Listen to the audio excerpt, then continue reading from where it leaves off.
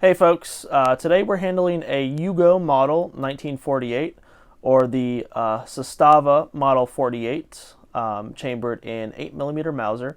This was basically one of the last military use Mausers manufactured and was a post-war derivative of the German K98 and the FN contracted Yugoslavian Model 24, which was a pre-war model, which itself both were shorter derivatives of the World War I era German Gewehr 98.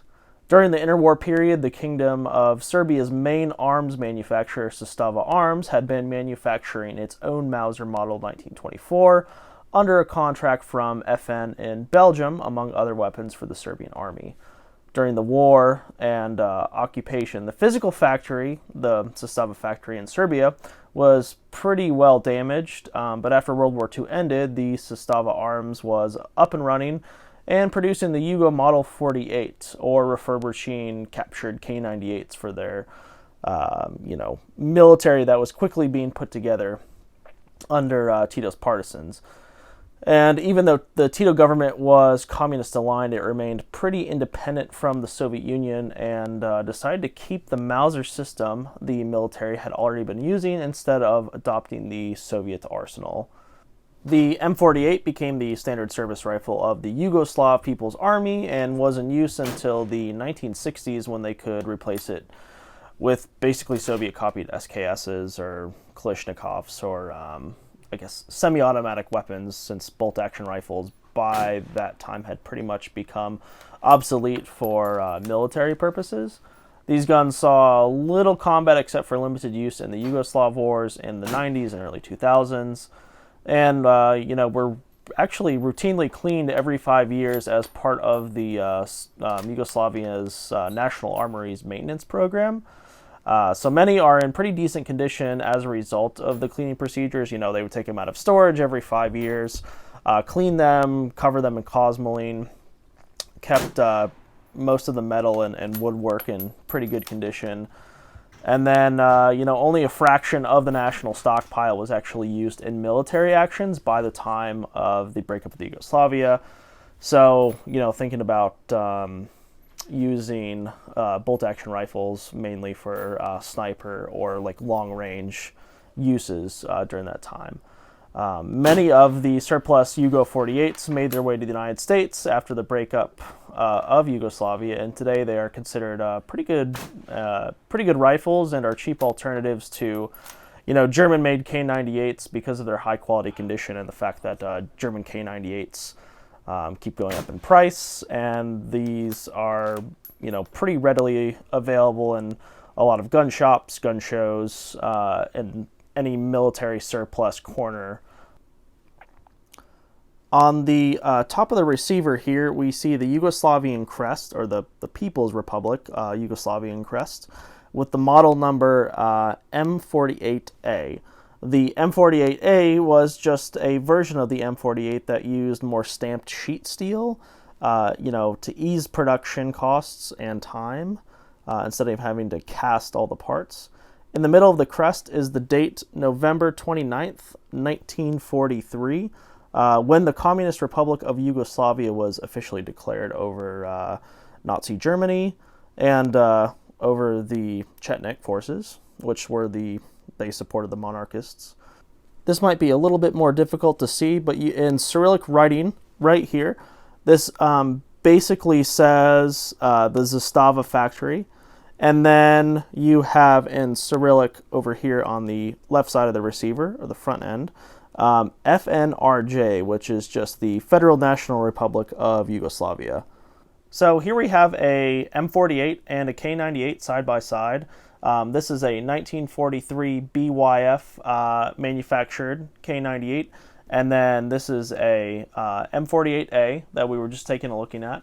And the M48 had a lot of noticeable similarities to the K98. I guess it kind of left a mark on the manufacturing process when they were refurbishing the old K98s from the war. Some of the differences that we see is the top handguard on the K98 does not exist behind the rear sight, whereas it does on the M48. One of the similarities is both have the hood on the front sights, And then they both have side sling mounts. You'll also see that both of them have cupped butt plates, with the Yugo on the bottom here having the stainless steel shine. One thing you'll notice on both of these is that the M48 has a flat bolt knob here, whereas the K98, the German-made, just has the regular round bolt handle. And they are not interchangeable, and I'll show you here. Just give me a second. Take them out and try to put one into the other. If you try to put the K98 knob in here, it's not quite long enough to fit in there.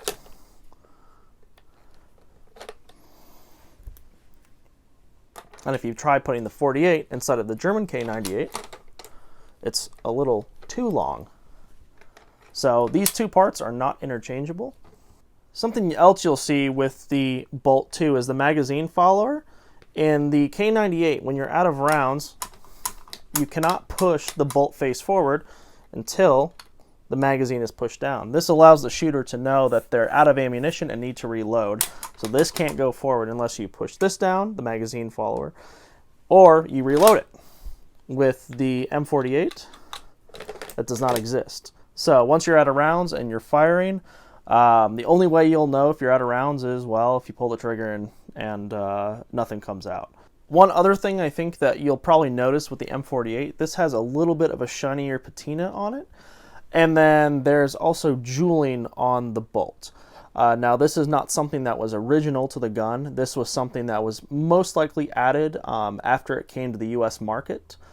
Very common for people who want cheap hunting rifles to take these old military surplus rifles that they bought for very cheap and I guess kind of bedazzle them, make them a lot more like American hunting rifles, make them a little shinier, as you see the laminated stock here, whereas with the German K98, at one point these were inexpensive in the US market, but now this is not something that you would want to necessarily tamper with or bubba with, right?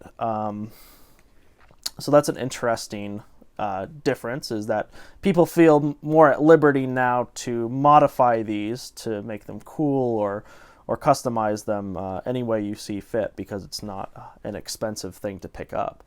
Hey guys, so if you're looking for a cheaper alternative to the K98, these guns are still available, and while it's not a substitute for a K98 if you're a military collector, they're still really cool to own, they're really cool to shoot. And, you know, you can find them readily available, at least today. So, you know, I don't know what the market for these is going to look like in 3, 5, 10 years, but my guess is that they're probably going to go up in price. So, you know, pick up the M48 when you have a chance, or if you just want to shoot it, ask a friend to borrow one. But that's pretty much all I got, guys. If you have questions about the M48 or, you know, want to see anything about it, feel free to let me know, and let's see how she shoots.